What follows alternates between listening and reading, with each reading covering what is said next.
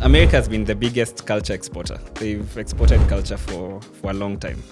Even in the music itself, the rap, everything has a lot of African influence. What is that roadblock that is between hustle and lasting value? Solving a problem, yeah. Ingine ni ya kukula leo. Hiyo ingine ni ya kukula leo. And every big business that you see, at least probably the ones that are category leaders or they were the pioneers, they were literally solving a problem. Is this that people do not know this? I think it's the mindset. So that Is it an education thing? The rich get rich quickly mentality. Your solution is only as good as the question you ask yourself. So you can only ask the right questions, and when you ask the right question, then you can solve it.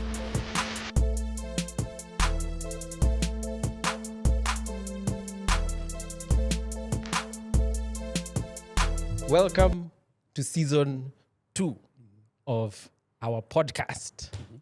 Si watu wapige makofi jamani bana. Tumerudi. Production it's been a minute. It's been a minute. You know, I'm going to pretend we haven't seen each other since. But obviously we are together all the time. We have elevated from where we are right now. If you have noticed, you can notice. We have a new digs. It's called Workstyle Africa. We have a new partner. In fact, let me get serious about this. They're called Workstyle Africa. And if you're looking for a space for a co-working space, or if you're a small team, this is the perfect location for you. In fact, if you would see the view that we are having right now, you'd think we're in Berlin. Najua ni African winter, that's why we're in jackets. That's why we're in deep jackets. But yes, nice to see you guys again. Although we are together every week. But yes, welcome back, guests. I think when we did season 1, thank God we managed to do that. But you wouldn't expect comments would come from all over the continent. There have been some good comments that have come through, and I think it was a testament to certain realities. We had conversations with a DJ, we had conversation with content creators, there was a dentist, we had a farmer, we even had a venture capital. Capitalist. Venture capitalist. And I think one thing that was confirming is that our conversations, yet diverse, they all lead back to the same thing as an African community. When you zoom out, we are one big African community. Our struggles, our challenges, different flavors, but same stew. We are doing the same thing. We are working around the same hustles. And I think in this episode, what we wanted to do was sort of pay some respects to that season while getting some learnings from it.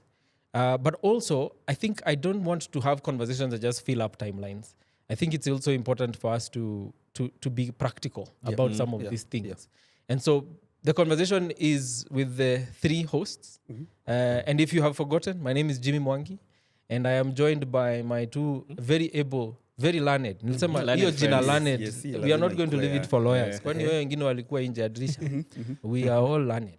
And of course, there's Arlon Mwangi, and Mr. Kanja. Yes, Sam Kanja from Georgia. Do people know how to pronounce your name outside of this country? You know, like the way people say Kenya, they call it Kenya. Do people say Kanja?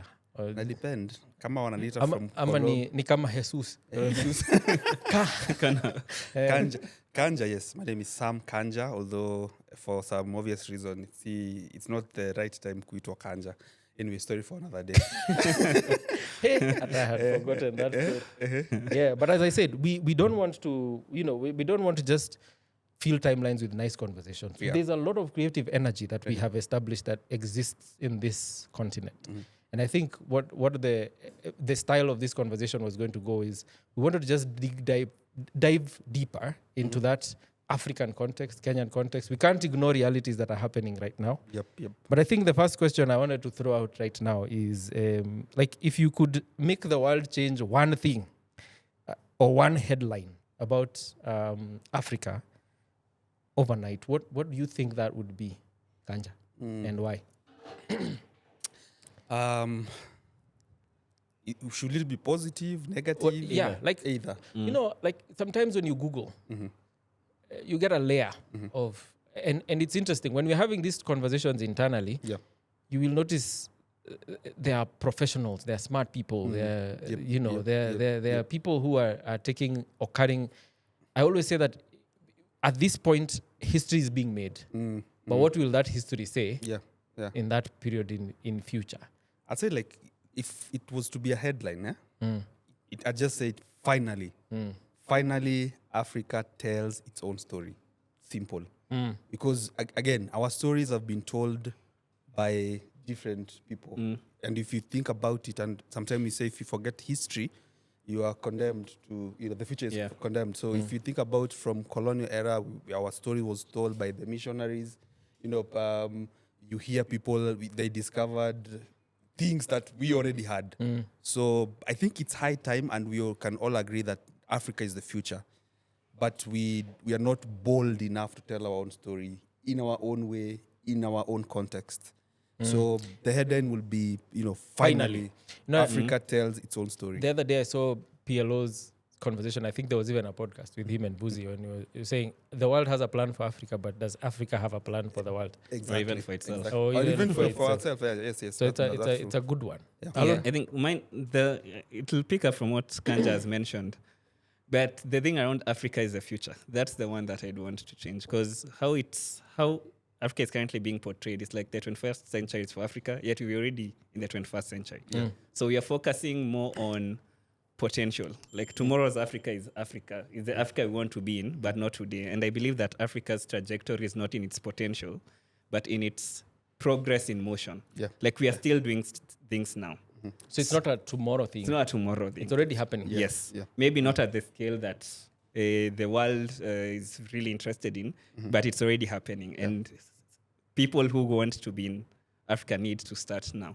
Yeah. So that's the one I do want to change. Is there something that someone has ever assumed about you being, knowing that you're African, that you just found was completely ridiculous? And did you even ever set them straight, or is it something that you just let slide? Yeah, because even in my line of business, I travel a lot, and there's someone who asked, how come you speak English so well? Have you been? Are you from Africa, or how did you get here? For example, someone asked me, "Are you the son of a king?" Yeah. Are you? Yeah. How did you get? Or how did you get here?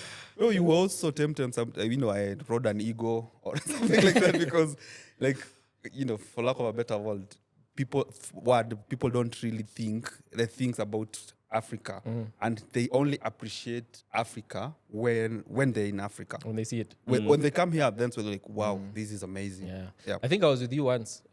We had guests.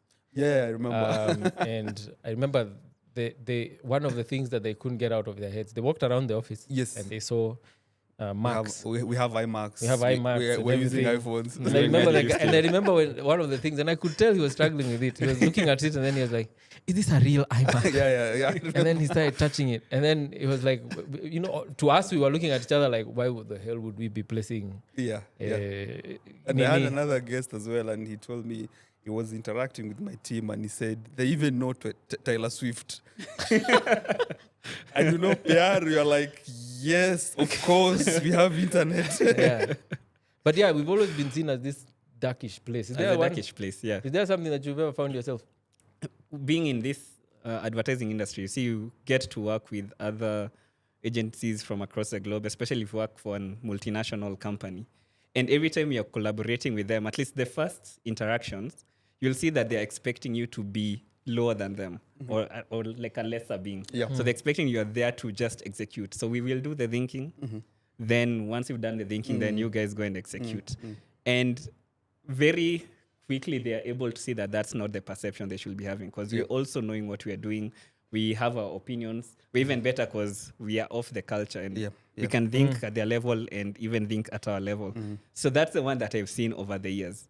But over time, they realize that, these people at least do know what they're doing. It's an interesting conversation you're raising, because there is one time we did a pitch presentation, and in what I do, sometimes you need to do a proof of concept, a POC. You need to do the work and show that you can be able to do. And I was in this meeting, and they said, yes, your work is very good, but I cannot pay you that much because you're from Africa. Yes. Yeah, that happens. It's not. It happens a lot, and I'm like, is it because? Why should it? Are we talking about output, or are we discussing about from location. where I am? Yeah. You get. So it should be based on merit. Like the same way you're saying, if we understand our culture, we understand our people better. I don't think it is fair for someone else to come and solve those problems for us, especially in the industry and in the advertising industry, consulting industry. And you'll see that there are a lot of expatriates coming here to do consulting for problems that we know better than us. So it's a bigger conversation. Very big one. Yeah. You see, a lot of times I always say, and I hope I don't step on anyone's fingers or toes. Is it fingers or toes? Toes. It's instead of anyone's toes when I say but anyway, the systemic nature of I'm really avoiding this word. Colonialism is such that you downplay what you have and think that it's nothing. Yeah. And seek to find or gain what when you have no value, then you have to get value from external. And I somehow think this is terrible to say, but I think one of the most carefully designed concepts was colonialism. Yeah. Because I don't know how many years we are still discussing being stuck in it, but it's not so much about the physical restraints. It's the mental one. You know that Bob Marley emancipate yourself from mental slavery. Yes. It's a big issue. Yeah. But anyway, going back you see to that you know what they said, that when they landed, and this is a story, maybe it's not historically correct. Yeah. So they said when they landed at the shore, they found people chasing naked, chasing each other with a spear. So that was the story. Yes. You know, there's a comment. They say it's there was a concept of a dark continent. You know, there's a difference between dark and black. Okay, dark is evil. Yes. Black, it's dark, not black. It's a color. Yeah, it's a color. So I think that's what they're like. Okay, we need to. These guys are not civilized. We need to civilize them. How can they be chasing each other the whole day? You know why these podcasts are important is because we are asking ourselves some questions that are important. There's a time I went for a comedy show, and the guy, the way they look around the audience and then they spot people and they start making. They was like, "Oh, there's a white guy here," and then he asked him a few questions. And then he asked, "By the way, how long are you here for?" And then obviously it sounds like a normal question, but he said that was the most important question that would have stopped colonialism. Because when these guys landed, did nobody think to ask na by the way mnarudi kwenyu lini? Yes. Ama ni mulikuwa tu it's not vibes and inshallah. Mnarudi kwenyu lini? Yeah, but I think. But don't you think, come to think of it, and now going back, as a culture, as a people, we don't ask this question. Not then, even now. Yes, we don't. Even because, now we don't. And you've seen things about Renta Muzungu, and when you look about a lot of startups in Kenya, they're not African, they're not Kenyan, but they're especially social enterprises. And it's very sad because it should be people like us having social enterprises that are solving our own problem. And that's the same question we should ask. We have a lot of that happening even right now. Yeah. But you see, umemwaga vitu. Now, when we come back fast track to now, I mean, music has made us go global. Let's say, made Africans go global. Extent. You think about Burna Boy, South Soul, Thames, all of those people. Is there something that you feel we are better at, or maybe there's a reason why it has made us go global? But is there something that we have been sleeping on that would even do better than music? Or what is it about music? Yeah, what is it about music that you feel made our identity be felt and seen a little bit more? I have a personal opinion. Not that it is anchored on anything. I think it was just timing. Because you see, America has been the biggest culture exporter. They've exported culture for a long time. And they'll get to a point where they feel, okay, we've now, maybe we are getting to our limit. There's also Europe. And if you remember before Afro-beats, what was happening, it was Latin music. Reggaeton, so it was and all that. And I feel like they probably felt like they've exhausted that as well. And so what's next? It's the African culture, which has never been exported. And then also, again, the diaspora in all these different markets trying to push and trying to to feel African. So you remember even the Wakanda thing. I feel like it was a timing. But what about the timing? Is it what was not happening before? I think then again it's that concept of superiority and inferiority complex. So for example, when you think about Latin music, all those things have a lot of African influence. Even in the music itself, the rap, everything has a lot of African influence. You get it. Our thing, it's the same thing that you see. They'll say Kiondo was not invented in Africa, or Kiondo is not a Kenyan product, or it's patented elsewhere. But it is our thing. So someone else get it, does it better, and then it becomes takes ownership. It takes ownership of it. So and that's a very good point. It's the issue of taking ownership.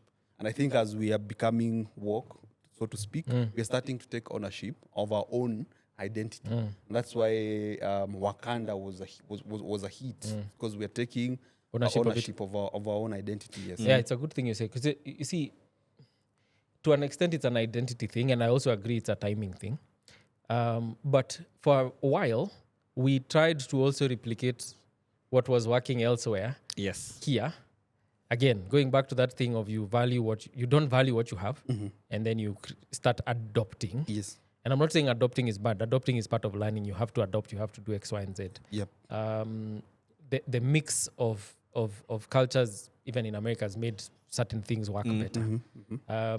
But I think in many ways, the moment we stopped, because when I listen to like initial sounds of Sauti Sol, first of all, I used to laugh sometimes, and I used to struggle with this thing of we need to find the Kenyan sound. I used to really struggle with that thing because it was already there.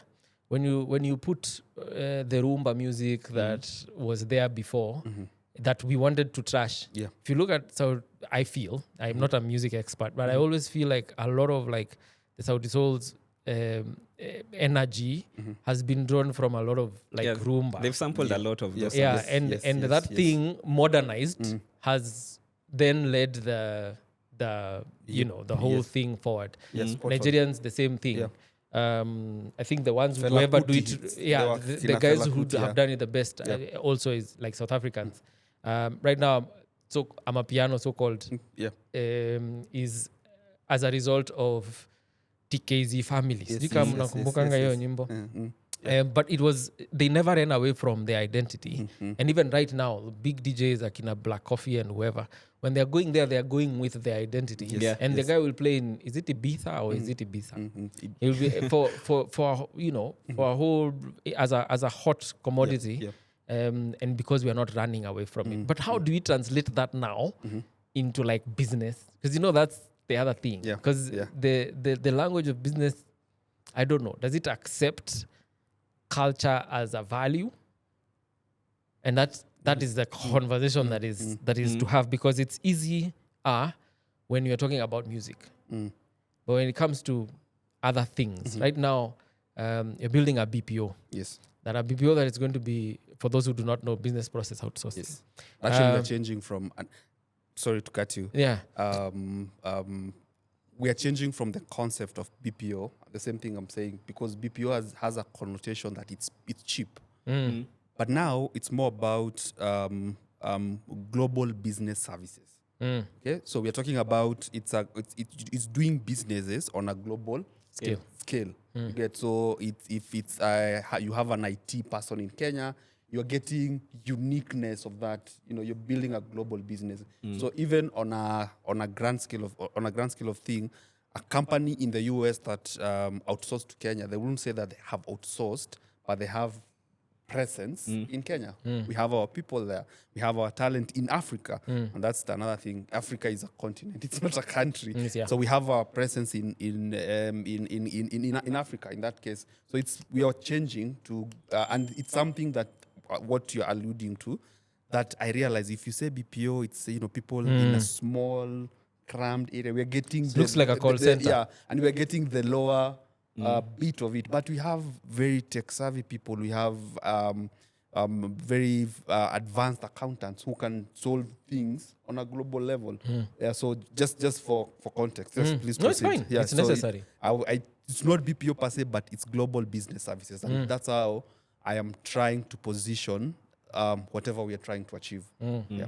And we'll talk about that, in other plugs. But maybe just to segue into that, do you feel, what is the exact feeling you have? Is it more of frustration, pressure, proud when you talk about yourself representing Africa right now?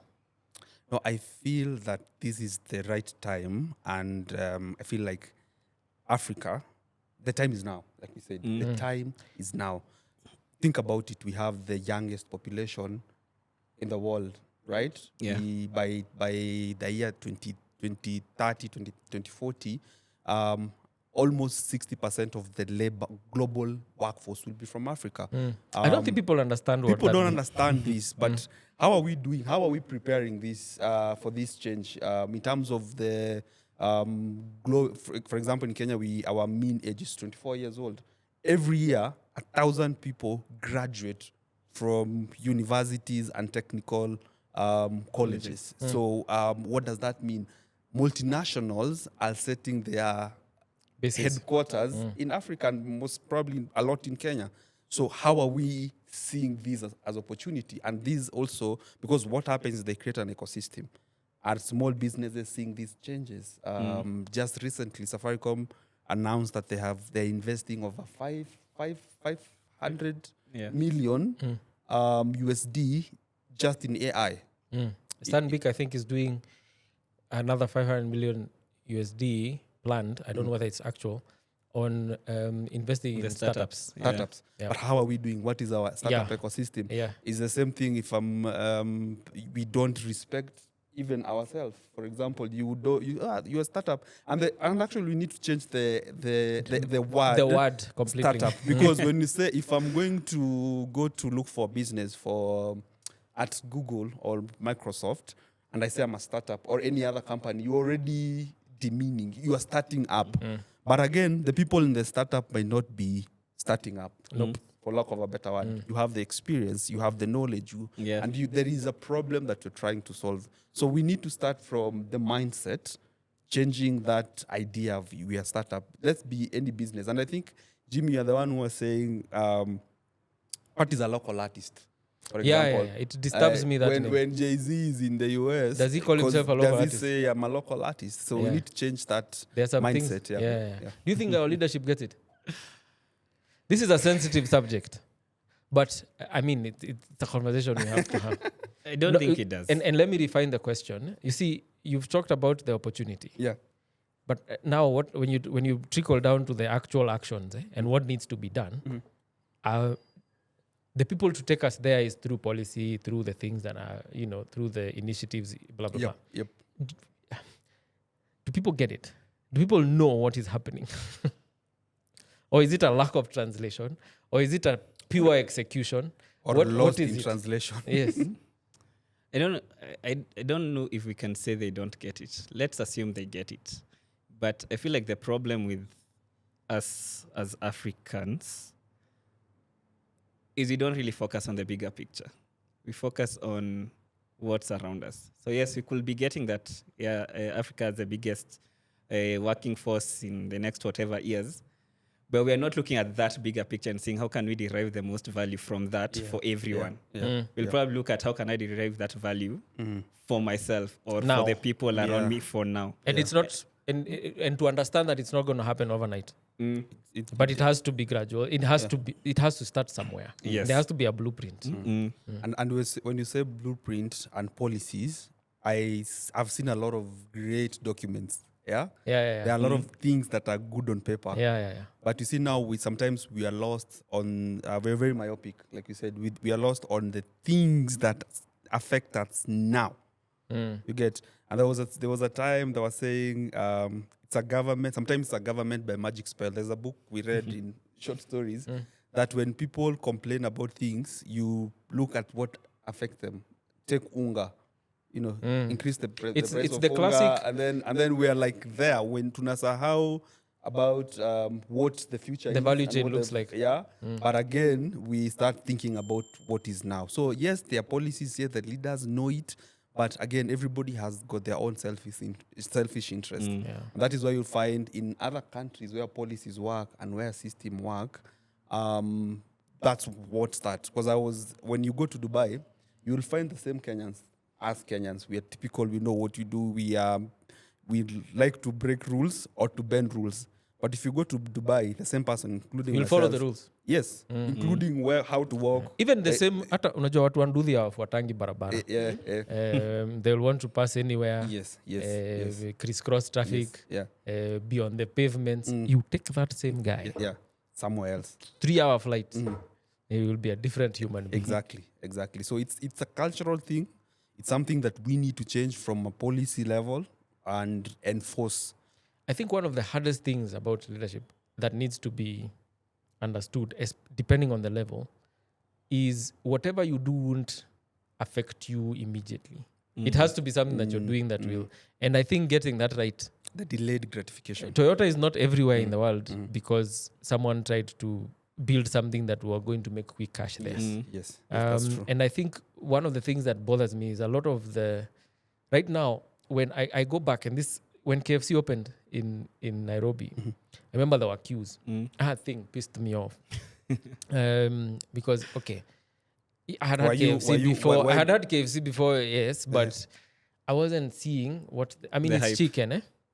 Now, when you think about what they have exported here, it's basically a process and a system of making the same thing over and over in a few minutes and creating a lifestyle around it that makes, and that's where the brand comes in, that makes you feel like you are living better.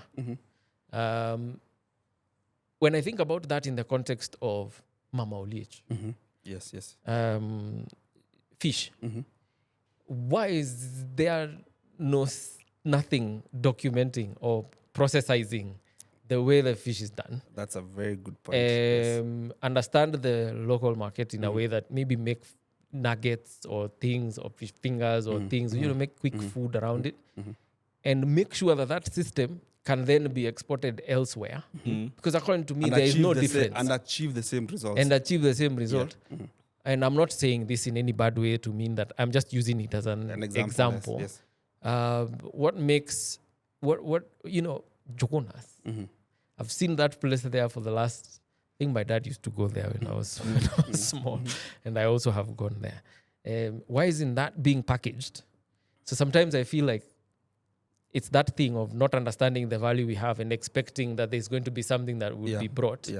And I liked I know there was attempts to do that, with like African food and things. But I think there's just so much that can be done. And that's why I'm saying leadership at different levels, but there has to be an environment that makes it possible also. Legal environment and so on and so forth. Because, you walk around if you pass Shell driving here, how many Shells will you pass? They're not owned by the same person, it's a franchise. Yes. But the standardization. Yes. So the ability for us to standardize things and to learn from things in a clear way, I think is one of the things that needs to take us away from this matrix. But I think for me, how I see it, and we might disagree, is that issue of competition and monkey see, monkey do. So if I see Arlon, and the first thing, if you are talking to most people, they'll ask you, so how much money do you make? Okay, I want to replicate the same thing to and then just do that. Like if someone is opening a kinyozi, another person will open a kinyozi. This one is a hot cake nowadays. It's a typical thing. If you want to have a side hustle, you have an M-Pesa, a kinyozi or something, right? But why don't we have like proper lines of kinyozi and salon that there's someone who has the standardization, they have mastered the process. You don't have to start a new one. You don't have to start at the new one. You know how to, for example, and this is a very good example where we are right now at Workstyle, right? If you are in Workstyle here in the address and then on Limuru Road, you feel the ambience is the same. So you can see there was some thought in that, right? So the same thing for businesses. We can have a lot of small businesses that are doing bad things because for example, if you standardize it, there are things that you don't need to do your accounting. They can be done by a system on something level. The marketing can be done on that level. So you become a force. But if you have a lot of small things, you open yours, I open mine, then we are not And we are growing. replicating the same problem. Yes, as a I country. think. Okay, let me pose a question because I had almost related conversation last week on this. What do you think our issue is? Are we just lazy as Africans? Are we comfortable with mediocrity? Or are we just not exposed enough to know that we can be bigger than what we are? Teacher, Yes. You go first. I think we are far from lazy. I think Africans are the most Yes, hardworking. hardworking Yes, humans. that's where we I'm are. working in thinking, We we're are working in doing. working in In minds, do- we yeah. are working in. People are not lazy in any way or form. I don't think people are lazy. Okay, so if I I think- on that point. Yeah. I You're think not- what we don't have is we haven't, I don't know how to say this properly, but we haven't, I don't think we have a scarcity of ideas. Mm. We have a scarcity of how to implement ideas, in my opinion. And so the systems, we don't have knowledge or exposure enough on systems that will make ideas work. So you are going with option C. And that yes, I don't think we have enough. Yeah, we don't have. I'll go with options. I think mine is trust. Okay? We have a lot of trust issues. It's because if I know something and we say this, we have a lot of trust issues. So if we say we have a franchise, this is what you're going to do, you don't want to trust that process. And then you want to do things your own So even way. if there's a process, Even if there you is a don't trust process, you don't trust the process and you don't trust that person, like to give, say for example, franchise rights are sold, right? So if I have a kinyozi and I tell you, you'll pay this amount of money to have this kind of branding and this identity, you won't trust that it will work, first of all, and then you don't trust another person with your investment. and the flip side also, if I may add, the person who is supposed to pay will say something like, "Akisi naweza jitengenezea hiki." I know, and there's that thing of I know someone who can do it better For cheaper. for cheaper. And then you see, at the end of the day, we inakuwa bullshit. Get, yeah. But also it linked to your second point. That's the thing, yeah. Being It's linked- comfortable with mediocrity. I think we also have not, and I don't know whether it's a trust word, it comes up again. I don't think we have had enough. I don't think we trust what we can become. Yeah. So you have a limit. You have therefore automatic. You don't set the limit, but the limit sets itself for you. Yes. Because we just haven't really seen what this Yeah. can achieve. Or Yeah, do. and we do it across all skills, personal, business, country. And you see what that does, that standardization and that, if you see chain of restaurants that are managed by a brand, think about the Hilton, Kempinski, for example. It's the same thing, but if you go to one in Berlin, you'll feel the same kind of, Kempinski. you are there, right? But for us, you want to open your own restaurant, hotel, you name it how you want to know. You don't even have experience or knowledge, but you want to run it that way. But it is easier if you go get that license, follow the procedure, how they say how you do it, that's how you do it. If you want to do yours, you want to cost as zimeandikwa the brand, I will the marketing company tell you tutakupatia tent, tutakupatia the fascia, the light box. So I think we do what I will say ni biashara. Ni biashara. Biashara iko sawa. Yes. But And we, there is we, a difference we have between biashara and a business. and a moving ship yes. that will be taken outside of the confines, and that's why I go back to that. Again, it's a dangerous word, but like the colonialism was a intricately ingrained. designed thing, because it's so hard to get yourself out of it Yes. in the mindset, in the systemic nature. And that question of yours has alluded to something I was going to ask. Like, everywhere you go, Africans are hustling. I think hustling is also the wrong word, because hustling means forcing also sometimes, I think, in how that it's understood. But what's the dictionary definition of hustling? I'm going to check just It's now. actually like, Who can check for us? I'm on airplane. I think mode, it's Nigga. criminal when you say Let me you're check. a hustler, you're a criminal. Hustler. Okay, hustle. Meaning. Nimefungua ikaniandikia hustler fund. A person adept at aggressive selling or illicit dealing. Yes, that's the word. And So so I think back to that point, we tend to do gigs and hustles and then when you say hustle, that's why you don't want to share the process. You don't want to share the knowledge. It's my hustle. Yeah. I know how I would do this. So again, you don't even want to teach people who will help you because it's a hustle. It's like it's a secret. It should not be like that.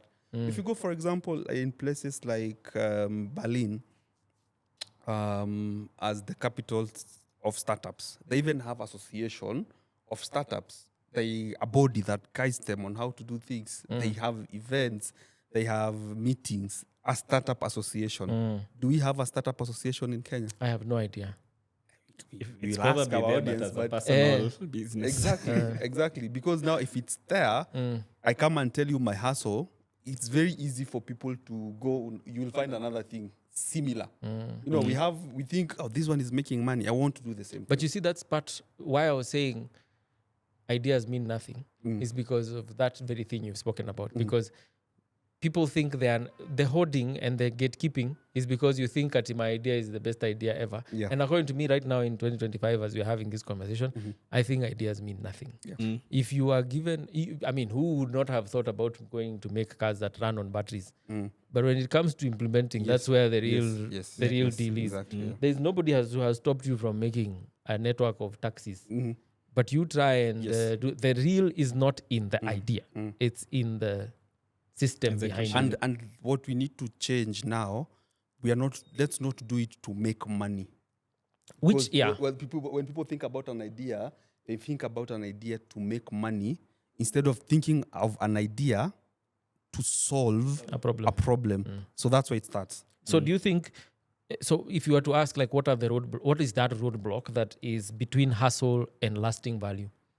On one side hustle, on the other side lasting value. What would that thing be? I think it's the same thing. I think it's a solving solving the problem. Solving a problem, yeah. Ingine ni ya kukula leo. Hiyo ingine ni ya kukula leo. Yeah. And every big business that you see, at least probably the ones that are category leaders or they were the pioneers, they were literally solving a problem, not building a business. They're solving a problem. Yeah, the one comes after the other. Yeah. And one limits the other from happening. Yeah. Yes. Yes? But again, is this that people do not know this, or is it? I think it's the mindset. So Is it an education thing? The rich get rich quickly mentality. That's why you find quails. Wow, big thing. Watu walieka kweli kwa apartment. Yeah, exactly. Because you want to get rich, you want to escape the matrix. And now he's saying, nataka kuondokea block. The same thing. So, but if you think about it, take your time, think, have strategic plan, document things. You see the same way we sit down, you plan something. You have your mitigation, you have your projections, you know where you're going. So you start with the end in mind. Then you come back. But don't start with how much money am I going to make? You know, there are businesses. Money is an outcome. Yeah. For example, I think Amazon just started making profit recently. But I don't think did people over 10 understand years. what that means. But It doesn't mean that they have not been paying people. they have been building something. You get? They have been building something. So the profit that they wanted to start making, they just started recently.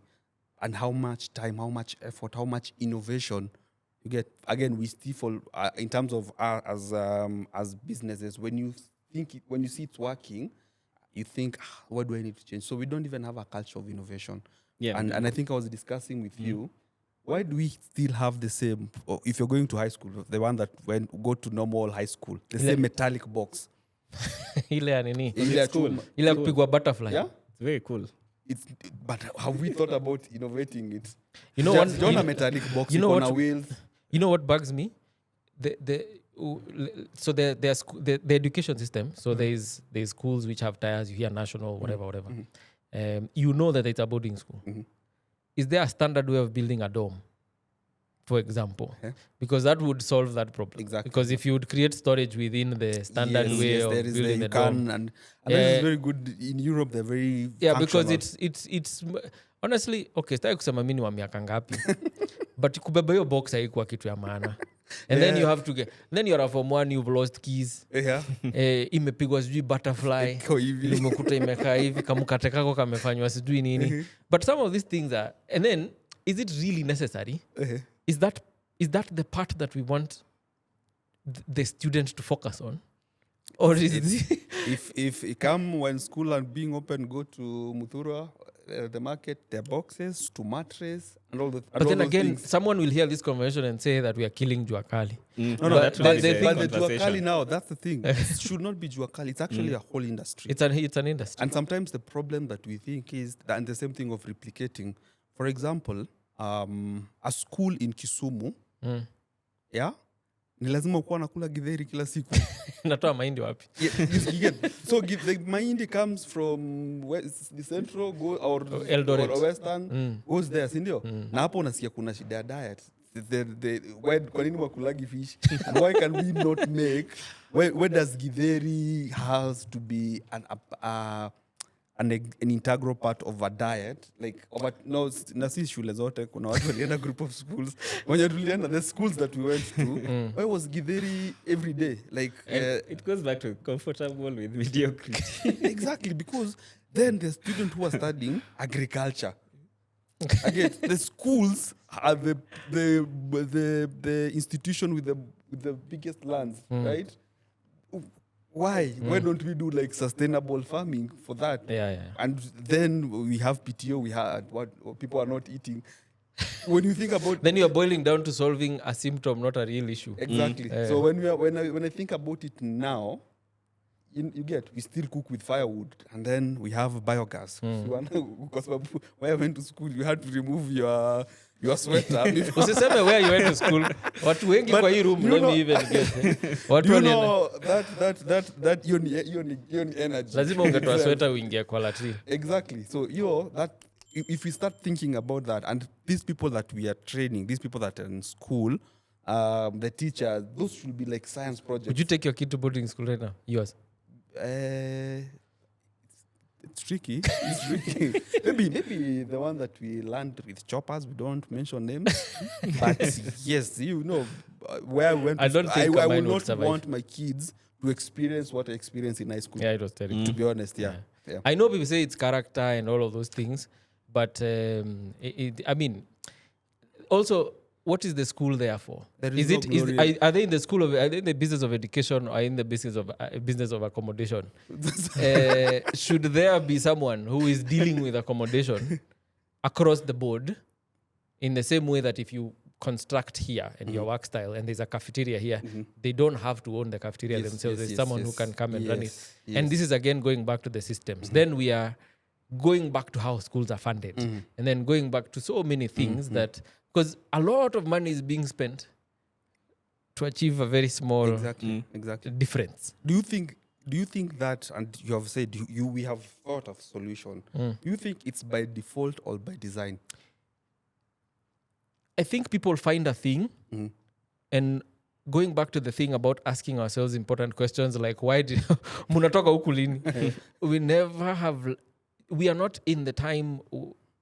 Your solution is only as good as the question you ask yourself. Yeah, good. So you can only ask the right questions, and when you ask the right question, then you can solve it. Because nobody has sat down and said, why do kids, 14-year-olds, have to go with a metal box, which they have to keep, which will not keep all their belongings? And what is the better way of doing this? In design thinking, it's called how might we?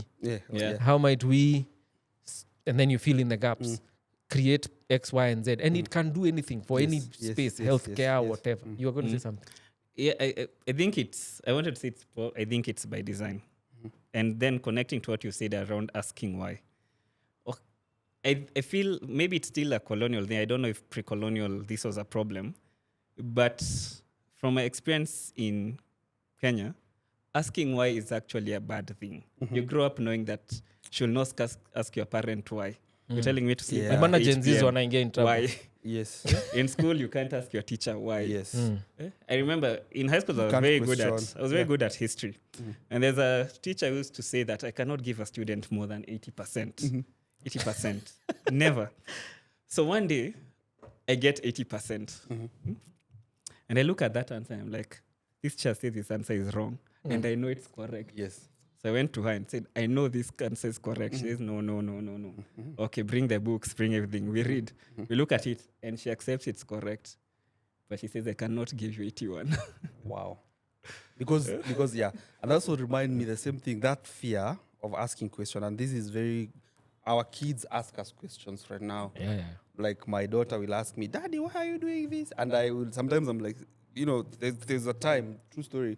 I was absent-minded, and then goats were passing by. And I said, Mama, look, sheep. And then she's like, no, Daddy, those are sheep. Those are goats, not sheep. And I'm like, subconsciously, I was like, why are you questioning me? You get And this reminded me when I was in high school, we had a very interesting physics teacher. And then we were doing a question. Not your physics, you start with this part, it linked to this part. So we do the whole questions. It was, and the answers were at the back. So the answer is there. Yeah, he cannot continue. And then he looked at the whole thing we've done, and then he said, with this one, there is a problem. And that is how we did not solve that question. You get, we could not question the teacher, but why? Why is there a problem? So he said, no, leave it. And interestingly, that question came to in the exam, like during the final exam. So if we had the audacity to ask that question during that time, probably that would have given someone an extra grade. We would have learned something. So we need to also develop that culture of questioning things. Innovation is questioning. It's questioning fully. Yes. Nothing to do with making difficult things. Yes. But I think it's also, we've had this conversation before. We're saying it's also a problem of the location on the map of the world. When you're in the equator, regardless of what you do, something will grow. Yes. You don't have 6 months of winter. Where you have to figure out where is your house going to get warmth from. Yes. Where is Energy, your... So naturally, I think from the past, we're very comfortable because you will walk out there and you will... This will sound terrible. You will hunt a deer. And then you will eat it. But someone elsewhere had to ask themselves, where are we going to get warmth from? And that's how... electricity is designed. Yes. That's how communication is designed, telephones and all of those things. And I don't want to belittle the things, but right now we have enough problems as an African continent. Yes. And I think it's high time we started doing that thing of the how. And going ourselves beyond, asking ourselves the right. I don't know if you've watched the cartoon Croods. No, like the cartoon Croods is there's these guys, they normally The caveman people. the caveman people. So when the sun goes down, they know what they need to do is to get inside the cave, locked and chill and wait in the morning. Then they meet this guy called Guy. So Guy, but it's true, Guy invent how to go beyond, like what's beyond these hills. And that's how they discovered. They were very skeptical. I know, I've watched the movie. Yeah, that's how people grow. So it's the same mentality if you think about it. We need to go beyond, ask ourselves, how do things work? No, this is a good conversation. I mean, and again, it was linking back to the things we did in season 1. Yeah. Because I think we had very wide range discussions. Yeah. From agri to a DJ to, and all of those issues are affecting us in one way or form. And we've discussed maybe, I still want to know what is that difference between hustle and lasting value in a granular way, like what we would tell people if they were running something, but we'll get there. But as much as we are bashing ourselves, there must be something that we're doing good. And sometimes it's easier to be driven, like even in when you're learning something, when you're teaching a child something, you don't always have to point the negative things. Oh, Hofanyi, you're not doing this, you're not doing... Sometimes it's easier to follow what's positive. Yeah. So, I don't know. Is there something that you feel we can own? Yes. Is it that hard to find it? A lot of things I feel we can own. First of all, we need to own our own intellect. Okay. By intellect is personal, for you, as a people, right? And I'm saying this because in everything that you do, it's the people that drive everything. Okay. So we need to believe that we are smart people, and we have seen this happen. The few people who have owned that, especially in Africa, have gone to become a force to reckon with. So we have that. We are very smart. We're very brilliant. We're very hardworking. Someone was saying if we were paid as Kenyans equivalent of how hard we work, then we will be very far. But CPA hiyo ni ile conversation ya if Punda would be rewarded for the amount of work. But you see now, for example, for us, we are forced to be Pundas, not because we want to, but because of how the system is. You get? So if we start owning that, if we start believing we can compete on a global scale, and we start thinking about like outside, because if you go outside and Kenyans are doing great things, why? It's because of, again, the issue of context. I was talking to someone who has a sleep clinic in California, and how they do it, they Singizi. Yeah. Like they analyze sleep. There are things we know. There are sleep apnea is a disease, and they know how that is linked to high blood pressure, all those things. So, and they are doing that. Have you heard about a sleep clinic in Kenya? Huku kitu watu wanafanya ni But kulala. let me ask you, if now, and we were having a very discussion, Saizi, about airlines, right?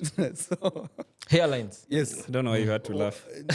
No, I'm just saying. So why? How many people in Kenya? Can the wako na camera Kiara? zoom more on this side? Does it need to be a Turkish doing the hair transplant?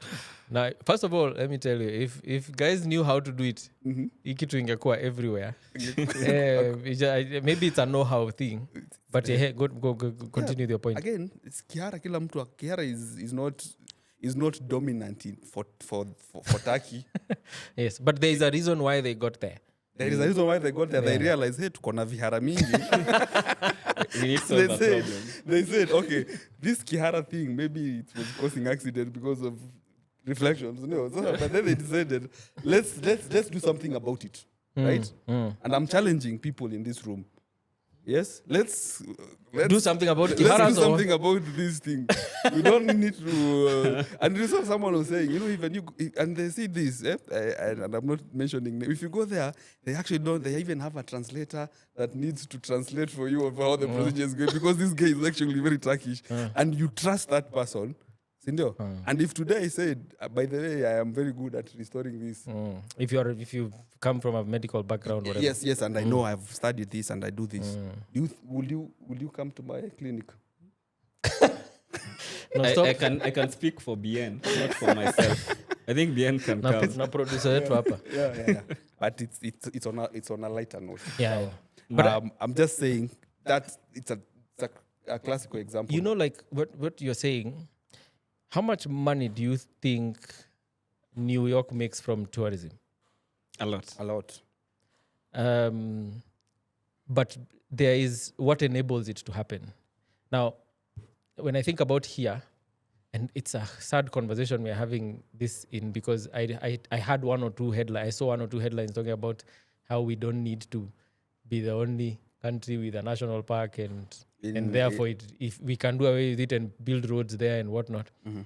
Yet again, it's back to that conversation of not being clear about the value that you have. Yeah. Because if you just focused on tourism alone, just that, I believe there is so much more that can, revenue-wise, actual money, that can be brought into the country. And right now, when there's an weird situation of unrest and whatnot, all of those things contribute, which don't need to. But if that was understood, simple things like the Nairobi Marathon, we are a marathon country. Yes. I don't understand why the whole subject of long distance running is still siloed. Why isn't it being studied properly? I mean, why isn't it being... We're in a place with altitude, yes, and so on and so forth. But we've been doing it well and good. How can we be better? How can it be in high school? Why are there no scholarships around just Such stuff. that thing? And these are the things that bother me sometimes, because we have things. Yes. We have things, but we leave those things and go and find new things that will take forever to achieve or derive value from. And we take that which we have had from the past and ignore that which can bring value now. Because I think there's just so much on what is there already. You spoke about how we have talented people. I do believe we have talented people, but if talent needs an environment, and if the environment is not conducive, what happens is that it becomes destructive. And people end up going back to survival mode. And survival mode is not progress.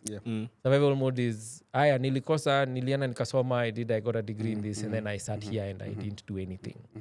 Fun fact, I go to church. And this last Sunday, this last Sunday, Pastor Simon from Parklands Baptist, big shout out. He was talking about how he went to his daughter's graduation in Canada, and he was talking about how it's an expansive land. There's so much happening, and our people need to start also going. Because I don't think change will also happen if we are all siloed into this one place. That's there has to be some sort of funnel. The businesses that need to start doing businesses regionally, if not globally, so that the new businesses can also find somewhere to go. And I think that cap, the moment it happens, that ceiling reduces our ability to expand and grow mentally. And you're only as good as your exposure. So if going back to your discussion about the kinyozi, we wouldn't do anything beyond just having the one kinyozi here. If there will not be a chain. And we know that as much as some customers are dropping off, there are still new needs that are happening. Artists need to go global. That have been there and need to find systems and ways of doing that, so that the new artists can find space here, and so on and so forth. So it's a cycle, and I feel like the more the limit is hit, and that's why I said colonialism is somewhat very well designed, very badly. I don't know whether I should say very well. It's very well. It's very well such that it creates such a ripple effect. It's so hard to like break off the shell, because when everyone is fighting for themselves, there's no unity around one common agenda, and therefore it's difficult to go anywhere.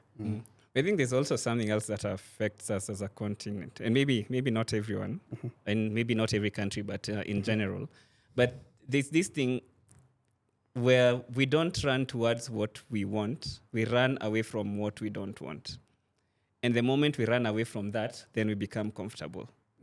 So if... As a personal level? Personal, even business, and so forth. Because you'll see, someone will start like the restaurant chain. They become a top in the country, most branches, etc. And because they were running away from something, and now they've run away from it. That's it. Instead of running towards something, because if you're always running towards something, there'll never be a ceiling, there'll never be a limit. I think that also affects most of us in the continent. Is it a scarcity mindset? It's still probably it's a fear. Is it a fear? It's a fear. Because let me translate it differently. You wanted to have a mansion. You did your business, whatever, Nini, the mansion is here. That's it. Yes. You're not thinking, whereas in another part of the world, they will not only own a mansion, they'll own a yacht. They'll buy out the neighbors. They'll buy out the neighbors. And so it's a bit more, and we will call it greed. But it's more, I think, we've discussed this before. I think Nigerians represent that for me. Yeah, I also wanted to mention Nigerians, because you can have, maybe people don't like Nigerians, maybe I love them. You can use them as a good example for such a thing. So like recently there's been this news of this Nigerian was scamming Trump, $25 million, something. But Apparently, the person didn't think through the whole plan. But he thought to scam Trump. But he thought that I can actually scam the And he president actually, of yes. US. And he went ahead and It's having did the it. guts. You need to ambition. The audacity. But to it is believe that you it can. might be in the wrong direction. But again, But again, look at their banking system. Yes, maybe you could argue that the economy is bigger, so they can support a bigger banking system. But see how many what do you call them? Nigerian banks are coming to East Yeah, Africa. there are many, yes. Even now, there's news for around Zenith buying a tier 2 bank. South African banks are here. But look at African banks. We are just very East Africa Central. Yeah. We're even and thinking, there are few. how do we go beyond Yeah, that? Equity have done the regional thing. Yeah, KCB So I have think done it's the that thing regional of running away and not running towards. That's a That very affects good, yeah. That's a very good point. And do you think, sometimes we have these cookie cutter discussions of, if Africa had one currency, one. do you, again, I feel like it's one of those But nice side. It's a good thing. I would like to, but I think there's a preceding action Yes. that would lead for that to happen. It's just not the first thing. That will be a I may be wrong. I'm byproduct. not an economist in any way or form, but I do believe that I believe I study a lot of like behavioral psychology because I feel like that's where Yeah. that's what informs actions on a day to day. And I think there are steps for Yeah. us before we Yeah. get to that Yeah. that level. Yeah. But that what you've raised is Yeah. is quite cool. I think this conversation is not one that we can No, this is it. we can Actually, exhaust. I am sure even if we had more people here, they will still. We'd still be looking for answers. Yes. But me, I have a question. Like when you're traveling or when you're going wherever you're going, in the next 1 year or 2 years, what do you wish to be seen as? As a person or as a representative as of a a representative country? of a country and a continent. You've introduced yourself. My name is Jimmy Mwangi. I'm from Nene, which is in Nairobi, which is in Africa. But right now, if someone walked in here and said they're from New York Stock Exchange, I don't know. I'm just giving an arbitrary thing. There's a certain way we'll see them. There's a certain way we will perceive them. Even going back to the schools that people have gone to, and if I say I'm from Harvard, there's a certain way you're going to see me. But even right now, when you say you're from Kenya, people expect you to run very fast. So there's already a way that people are seeing us, and that's the thing you're saying. Is it actually a bad thing of how people are seeing us, or do we actually capitalize on that and become better at it? You see, if you think about Dubai, it's known for very good things, desert safari. Why don't we have desert safari at Chalbi? Because I was in Dubai, the same environment with It's the within same, Chalbi or our north. First of all, the eastern road is to the get you same. there is the problem. Yeah, but if you go there, you'll have a good desert safari. But are we doing that? You see, that's why I was saying, if you take one thing, like even tourism, us, right now, we import from a food point of view. We are not a food safe country. Yet, the largest employer is who? Agriculture. Yeah. Complete oxymoron. If you think about the But how? the two. How are we doing this farming? You get how are we doing this farming? I'm doing it's called Subsistence. farming, like survival, right? Survival. If you go to the Netherlands, they have mastered how to do farming. And Israel. they actually don't do it outside in the greenhouse. Even Israel, yeah. Israel, they have mastered that, like, to the nitty-gritties. It goes back to the question you ask yourself, I think. Because if you're doing something, something has to lead you to ask yourself, how can I do this better, cheaper, and more sustainably? Yes, I sustainable. feel like sometimes we look at better, going back to the statement of making money, which is not a bad thing, but we will say, I want more output. So which translates to X, Y, and Z. and money, yeah. When it does that, let's say we over-rely on inputs, soil health degrades. Yes. Then we degrade the soil, then we're not producing more. Exactly. And it's a vicious cycle Yes. at scale and then locked in a bottle. Yes. So you're korogaing yourself, you're korogaing yourself. The world is moving Yes, in the way that it needs to move, but you're just here like you're in a blender the whole time, and nobody's thinking about it. Goes back to the question you ask yourselves. But I think individually, it needs to boil down to something. Yes. And I wanted to ask that question maybe as a final close. Like, individually, what do you think you are doing to contribute to the... Because I think it all boils down there. We can sit here and complain every day, but I think something that we need to think about as individual and for our audience is the issue of, as a person, you are a brand to start with, right? And if you want to command the authority or to be where you want to be, okay, you need to have that ability to speak that, to talk that. If you think about visionary leaders like Jeff Bezos or Elon Musk, the vision is always the same. We are going to do this, we are this. And it's a ridiculous Our vision is to do this. They repeat it so many times to themselves and to the people around them and to the world that actually the world believes in that. You get? So it was before it was crazy to hear that Elon Musk was saying, I'm going to go to the space. I'm going to take people to Mars. Sorry, I'll do this.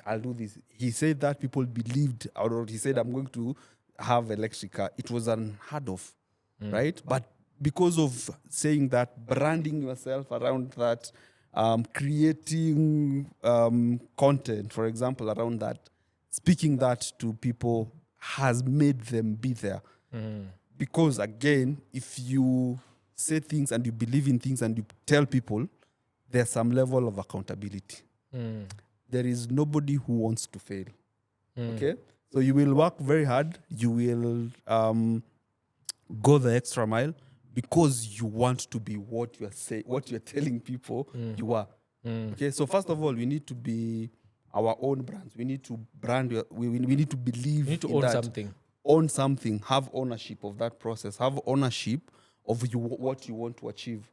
Because nobody wakes up and say, I'm going to create a shitty product, for example. Okay, I want to do this, and then you say it so many times. Because I believe you don't say it so many times to ourselves and to the world around it to actually do that. Can I challenge you to make one very bold statement here? And say? Then about you as Kanja. Me as Kanja. And I want you to own it. And we'll do the same and I'll do the same. Okay. Like, what is that thing in line with that? What I believe and what I want to be. I want to be this person that will showcase Kenya's potential in terms of the people and the talent that we have. Amazing. Because that is in line with what I do. I want people to know, do I want a coder? Do I want an accountant? Yes, there you is can in get Kenya. the best here. Do I want people to believe that we can work and compete on a global scale? Yes, I want people to believe that. I want people to know my vision today is Kenya, my company, to be the get-to place for top talent in Kenya. Love it. Okay. I'm I am blank. I think for me, it would be telling and showing the world that we are on the same level, if not better at some things. I feel like as Africans, we love to seek validation from externally. Yeah. So it's the rent mzungu thing. It's because you're seeking validation from outside. Your idea might be amazing, but you feel like you'll still need this. Not to bash religion, but you also seek validation from a God. Yeah. You don't really believe in yourself or what you can achieve, but you want to get it from out there. And I'm not saying that I'm special. I also find myself seeking validation externally. And it's something that I've been working on myself. But I think that's the one thing that I'd want to bring out, that we are just as good, if not better, at whatever we are doing. Yeah. And it's not about tomorrow. Not that thing of you are saying Africa it's is tomorrow. It is, we are, even now, we are on that level. So what's your vision? For myself or for yourself? The vision is, again, we said we are going to, and it's going to start with us. the problem we were going to start solving. Yeah, for me, that's the thing. Showing the world that we are just as good or better at whatever we do. So yes, there's the scale at which I will do it at, whether it's my career or even this podcast or the discussions that we are having. But yeah, the common thread is showing the world that it's not that we will be good 10 years or 50 years from today. Yeah. We are good now. Yeah. Yeah. That's a good one, yes. For me, I think the world navigates around the problems and the solutions that exist for those problems. And I think when I look at my background in terms of work, obviously it started from a marketing point of view, but heavily from a strategy perspective. You're always trying to create a position for a business and so on and so forth. One of the things that has bothered me the most is, and I've said it before, even in my own private environments, I don't think we're in the era of ideas anymore. Yeah. I think you can cook an idea in ChatGPT in 10 minutes. Yeah. I think what we are in the era of is execution. And execution that scales and that works in the best way possible. And so I even challenged myself and I wrote a book. I think you guys know about it. And it's a really good book. Builders don't yeah. wait. It's We'll talk about it. Yeah. Yeah, we'll talk about it later. But my vision is to build what in very simple terms I would say Africa's Accenture or Africa's McKinsey. Yeah. A factory of minds that produces solutions, and not just solutions in terms of paper, real things. Yep. Yep. We go look at healthcare, we say this is not working, this is the best way that it can work, and this is the way to do it. I want to produce that and create that here. Because they are smart people, and there's nobody who understands our problems more than we do. And that's the challenge I've put on myself. Yeah. So for conclusion, I'm getting a common theme that the time for Africa is now. Ni sahi. Okay. The whatever history says, when you look at inflection points, the previous 50 years of our country what were they saying? We were in a colonial space. We were breaking free physically. And then we broke free physically. And then we got into the second, I feel this is the second phase. The current kids that are existing now, Gen Alphas and all of those people, are the ones who are going to, they have not existed in any limitations. Yes. They didn't watch black and white TVs. When they watch, whatever they watch, it's universal. Yes. They are not locked. They know things that are not just happening here. They know things that are happening wherever. Yeah. So I think they will be the most enabled Africans there has ever been. Yeah. Yeah. But the people right now have to make it possible for them, Yes. Yes. to do the thing that they need to do. And that's why there is, some uproar. Friction. Friction. Yes. And I'm not calling it bad friction. Yes. I think it's just friction and friction has to exist. Yeah. And that's why we are seeing a lot of, don't bring it here, but, the maandamanos and all of those things, they're happening because there's friction. Yes. Yes. Where we want to be and where the people are, there's a friction. Yes. And it may not be because of things that are happening now. It could be because of things that even happened in the past that didn't allow us to. Yes. And if we don't do things now, this cycle will... I'm not saying there's a country that gets to a point where they're just comfortable. There's always friction somewhere here and there. But we need to do the thing that I say that we are in the generation...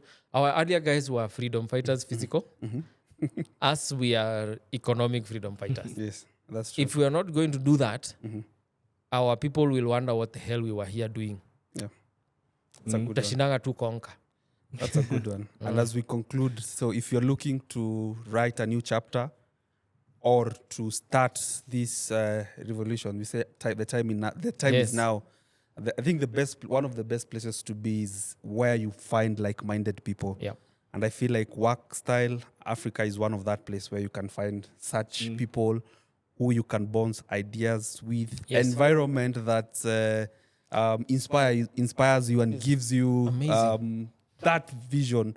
Like, I wish people could see what I see right now. It's just beautiful. You've said something very cool. When you're building something, you could do it in your backyard, garage, whatever. Yeah, like the stories we hear. But also you can do it here. Yes. You know, when you look outside and you see, you feel good about it. Yes. And so, yeah. So if you want more information about Workstyle Africa, the link is below, and you know they have amazing packages. They have amazing. Is it ambience? Ambience. Depends on any English teacher. Kama alisema it is, ama it is. Yeah. So they have a very good place. The very nice place for innovation like yourself. So the link is below, and check them out, and I'm sure you will not regret. Yeah. And we call it a wrap. It is a wrap. So thank you for being with us throughout the first season. We have a lot of planned for you guys this season. Very great guests, great conversations, and we'll keep doing this. Yep. Right. It's a wrap.